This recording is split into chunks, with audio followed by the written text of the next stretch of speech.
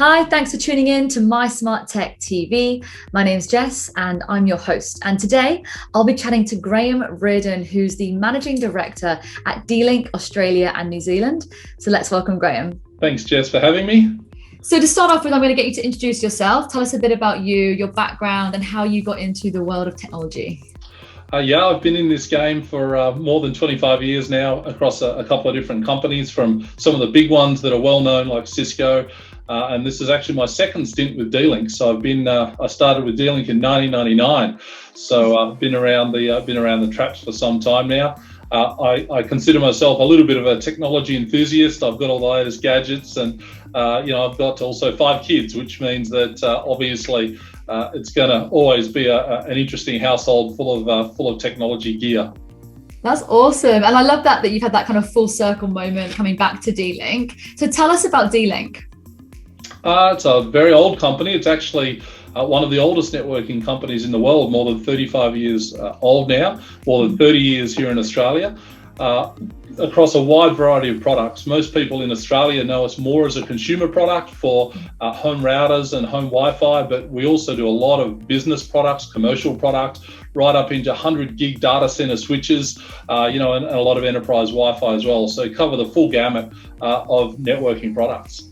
That's amazing. And you obviously mentioned there that you've got a big family and you've got all the tech gadgets and things. For people who are wanting to start a smart home and to get into, I guess, the world of these gadgets, what would your advice be, and what's important to kind of take into account? Yeah, I think one of the biggest things that is important when you're talking about smart home in general is that the network is the platform. And I don't say that lightly, because people go, of course, you're from a networking background, but actually just about everything in the home now has to sit on the network. And what I mean by that is, for example, right now, I just mentioned we've got 5 kids. 4 of them are at home. One lives with his girlfriend, but my wife and all my children are currently online in some way, shape or form. My wife's upstairs in lockdown, sitting on the kitchen table on the Wi-Fi network. I've got 2 primary school kids doing their schoolwork. One's actually just finished and is now on the Xbox. And I've got an older son who's in his 20s who works for a marketing company, also upstairs doing a Zoom session as we start, while we're having a Zoom session here. Yeah. So, without obviously a good network, both Wi-Fi as well as wired, those sorts of things are impossible. You can't have a good conversation, let alone do your schoolwork where if your network's not up to scratch. So it's super important. And when looking for a reliable network, how do you distinguish that? Yeah, I think there's always 2 parts to it. One is obviously your internet service provider. So whether that's a Telstra or an Optus or a TPG or some of the big guys that are well known, they're obviously providing a connection into your home. But that's actually where, generally speaking, their involvement ends.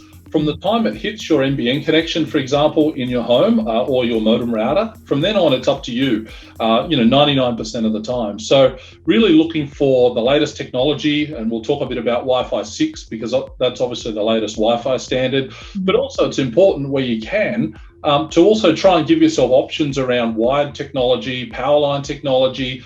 To me, it's a mix of all of those things to give you the best experience that you can within the home. Amazing. And you mentioned there the latest technology. So what is the latest technology and what can it do? Yeah, well, Wi-Fi 6 is the latest and greatest when it comes to Wi-Fi specifically. So the IEEE Alliance just recently decided to start calling it Wi-Fi 6. Prior to that, it was 802.11ac, 802.11n, 802.11g, b, a. So they've made it a little bit easier starting at number 6. But Wi-Fi 6 is effectively 802.11ax, so it's a standard, but they've given it a nice name. And effectively what it does is gives you much better speed, but more importantly, especially these days, as more and more devices come into the home. I've got 73 devices right now, just before this call I checked, running online at any one time. But it's really about the device density within the home now, where it's really important to use Wi-Fi 6 technology. And you mentioned you've got 73 devices. So what's your favorite device? Well, it depends. If I have my business hat on or off, then it's probably the Xbox or one of the 3 Xboxes we've got here within the home. The kids like to play not only themselves, but also their friends, and they're different ages, so they've got different friend groups as well. Obviously, they're all connected to smart TVs as well, and we've got a projector, luckily, as well. So when we have a movie night, we've got the nice big sound system and a 100-inch projector as well. So we can sit back and watch something really cool. With the business hat on, it's obviously things like this, having a professional Zoom session where everyone can talk and get interactive, even though we're not allowed out of the house at the moment, and still run our businesses the way we need to. Because have you seen with COVID that there's obviously been a rise in people wanting to have better products within their home and connections and things like that? Oh, absolutely. Last year in particular, in February, March, when the first round of the lockdowns occurred, we saw a huge spike in people just generally, as well as governments, as well as consumers, coming and looking for new technology, or even just the basic technology to get them out of trouble, from what they had previously. I think then as we went further through the lockdown, we saw people really looking to, optimize their network, probably the same way they were going to Bunnings and optimizing their backyard or the things that they needed to do around the home. And so definitely we saw that in particular last year, and I'm sure with the current lockdown, we'll see the same thing again happen. When I think of a smart home, one of the things that jumps to mind is voice control, because I imagine, we use our voices to control some of these different elements. How important is voice when it comes to a smart home? I think it's very important, and I think it's driving a lot of those conversations, pardon the pun, out there in the marketplace at the moment. I have both of the 2 main voice assistants right here. I can't say their name, but one we use as a search in every day, and one's owned by Amazon. So I use them all the time. My kids use them all the time. Even my youngest son, who's only 7, often will turn around and say, hey, someone, please tell me the answer to a maths problem. And I love it because I see them interacting with the technology, but of course it needs a good Wi-Fi or a good network underlying that as well. So, I think a lot of people feel more comfortable, being able to just use their voice rather than jumping onto a web browser or trying to understand some commands to get the interaction that they want with the technology. But a lot of people can talk quite well to be able to get some feedback, whether it is with a Google or with the other lady. I can't say her right now because she's right here and she'll start talking back to me. Oh, no. Exactly. But I think it's really made it more accessible for your average punter, for your average consumer on the street to access the type of technology and benefits that voice technology can provide. Amazing. And when we think about, the smart home and these technologies, obviously it's easy to get quite excited about it. But I know I've heard that there are some risks that come with the smart home around kind of cybersecurity. Can you elaborate on that? Is that something that you guys have seen with what you do? Yeah, I think from my perspective, I look at it in 2 ways. Definitely privacy and security are a big concern. I think if you're already using Google Chrome, or if you're already ordering online from Amazon, bear in mind that those companies probably already have your data. If you're using Facebook, those companies already have your data. So in terms of privacy, I guess there's a fine line between, what you want to give and what you've already given. In terms of cybersecurity itself, that's another story. And obviously, what data you want to be able to get out of your network is very important. So having the latest types of encryption technologies on your Wi-Fi, such as WPA3, is very, very important, obviously, to protect the data that's inside your home network. And we obviously also sell a lot of IP cameras or surveillance cameras and monitoring cameras. And we've got now over 7 million people on our cloud networks globally, which is obviously super important for us to make sure that, people aren't getting access to the wrong streams and the like. And then touch wood, we've had no issues over the last 5 or 10 years we've been doing that. And I'm sure our cybersecurity experts are working hard in the background to make sure that continues.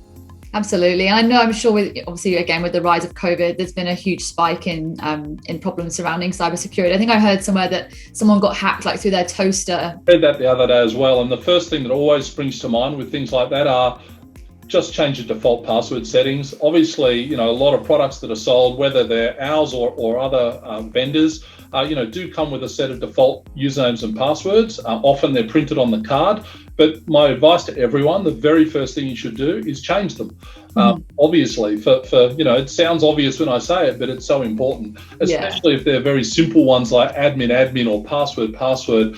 You've just got to get, as a consumer, more aware that these problems exist. And every step that you can take to help prevent those issues. Step one, change your password, is the most important one you could start with. When you think about someone hacking a toaster, I mean, what actually happens? Because I was like, do they just start listening to you, or what? How are they hacking the toaster? Like, what information are they getting through the toaster? Yeah, I mean, I probably read the same article. It was fairly vague in terms of what that meant. And obviously to me that, if they've hacked into a toaster, does that mean they can raise the toast? They clearly can't put toast into the toaster. Yeah. So there's I guess, whenever people hear the word hacking, they think, oh my God, my whole security is at risk. But what it probably means is that if they've got access to the toaster, that means they can potentially get into other devices within the home network, and that's where the problem really lies. So again, it's not like your toaster will start suddenly talking to you, and they'll be like, "Give me money" or something, and then exactly. That would be sometimes a good thing, but absolutely. Well, thanks so much for your time today. I've got one final question. You mentioned that you've got 73 different smart home devices. So what would your advice be for people out there who are wanting to sort of dip their toe in and get started with a smart home? Where should they start? Yeah, look, I think obviously we've got a range of product ourselves, but a lot of people will feel comfortable in getting a Google Assistant or an Amazon Alexa. Hopefully she doesn't hear me, and starting with a voice control system. Obviously they can do videos depending on the type of product that you want. They can answer your questions. They can run music off your Spotify or Pandora or Apple Music account as well. So I would absolutely recommend to start with one of those to get you accustomed, I guess, to what a smart home can potentially do, because then a lot of the devices that then are out there connect into those ecosystems. And you could have multiple. We have both of those services here in our home with multiple devices connected into them, and often they all work together really nicely as well. And then you can start to step up into things like surveillance and cameras, that also tie into that as well. So I could ask the lady sitting here, please show me the front door camera, and up would come a screen, and I could see who's walking up and down the front stairs of my home, all because it's integrated by default. And again, just makes it much easier for you as a consumer. You don't need to go into web browsers or remember IP addresses to configure this stuff. It just does it for you. And I think that's why people are so excited about the technology and where it's heading. That's great. Well, thank you so much for your time today. Is there anything else that I've kind of missed that you wanted to talk about, or any sort of parting words? Oh, look, I could go on for hours about this stuff, Jess. I love the technology. I think it's really, taken off in the last few years. And I'm sure in the next 5 years, we'll be looking back going, wow, is that all we could do back then? Because things would have progressed so fast. So I guess, as I said, the important thing from my perspective is if you've got the underlying network robust and reliable as you can, then your smart home experience will be far, far better as a result. That's great. Well, I wish I could be a fly on the wall in your home with your 73 gadgets, because that sounds really, really cool. But you've definitely given some good tips on where to start. So thanks again for joining us, and appreciate your time. My pleasure. Thanks for having me again, Jess. Take care. Thanks.